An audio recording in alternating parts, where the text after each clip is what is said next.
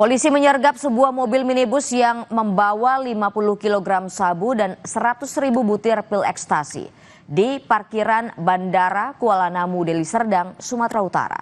Narkoba yang disita hendak dibawa ke Palembang dan diedarkan untuk malam pergantian tahun baru. Bang, ada punya pisau? Buka. Hei, banyak. Hitung di situ.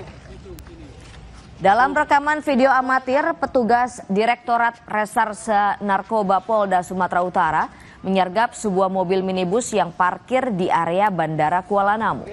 Mobil ini membawa 50 kg sabu dan lebih dari 100.000 butir pil ekstasi yang disimpan di dalam kotak styrofoam.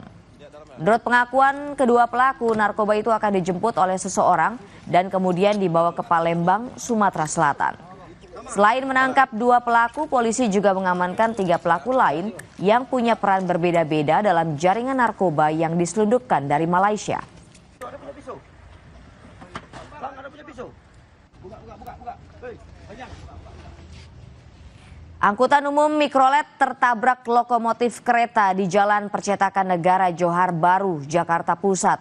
8 penumpang mikrolet mengalami luka. Peristiwa terjadi di pintu lintasan kereta stasiun Kramat saat angkutan umum melewati pintu perlintasan kereta. Saat itu lokomotif kereta menabrak bagian belakang mikrolet.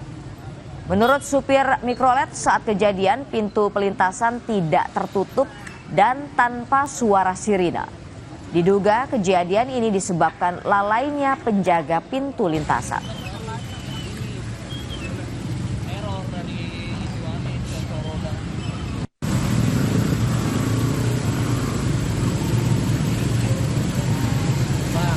Nah kebetulan pas lewat sini nih, palang pintunya nggak ditutup, nggak ada suara pemberitahuan kalau ada kereta lewat. Begitu saya di situ, tahu-tahu kereta nongol, itu doang. Begitu ditabrak pun pintu kereta juga nggak bunyi. Jadi ininya nggak sempat ditutup gitu? Bukan nggak sempat, emang nggak ditutup. Udah gitu nggak ada pemberitahuan suara ting ting ting juga nggak ada.